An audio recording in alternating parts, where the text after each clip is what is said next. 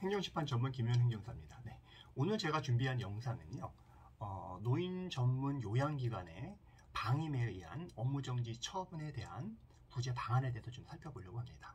그 중에서도 오늘 말씀드릴 부분은 청문 절차 관해서 좀 말씀드리려고 합니다.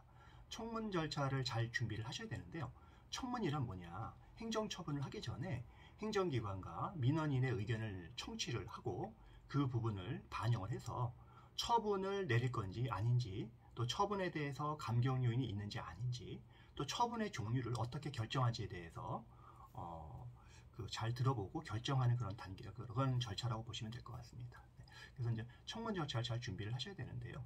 이 청문 절차를 할 때 이제 가장 중요한 부분은 처분의 종류를 결정하는 부분을 좀 생각해 보셔야 됩니다. 그래서 청문을 하기 전에 저희 같이 이제 행정사 등 이제 행정 전문가들한테 상담을 하셔서 어떤 처분으로 가는 것이 이제 중요한지를 좀 결정하셔야 됩니다.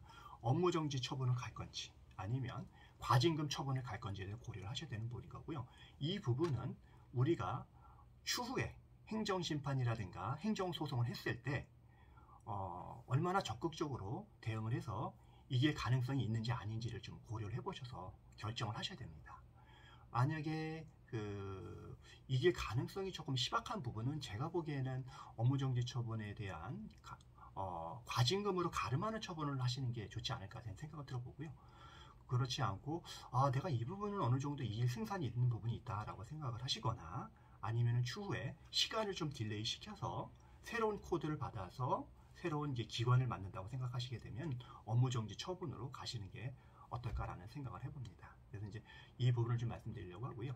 그 다음에 이런 처분이 나오시면 항상 지방의 같은 경우에는 내가 누구를 안다, 국회의원을 안다, 내가 시장을 안다, 이런 식으로 해서 그분들을 통해서 뭔가를 하려고 이렇게 합니다. 그래서 예를 들면 노인복지과장이나 이런 분들한테 예를 들면 내가 면장을 한다, 아니면 국회의원을 한다 해서 그분을 통해서 뭔가 얘기가 들어가게 되면은 담당 공무원들은 굉장히 보수적으로 나올 수밖에 없습니다.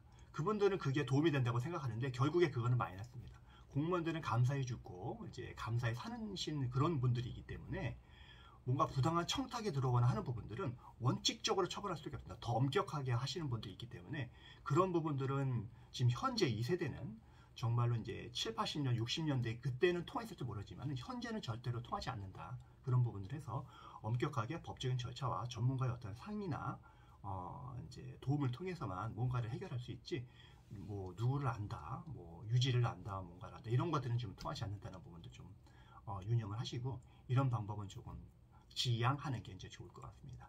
그래서 오늘은 업무정지 처분에 관한 방안에 대해서 특히나 청문 절차에 대응하는 방법에 좀 말씀드렸고요.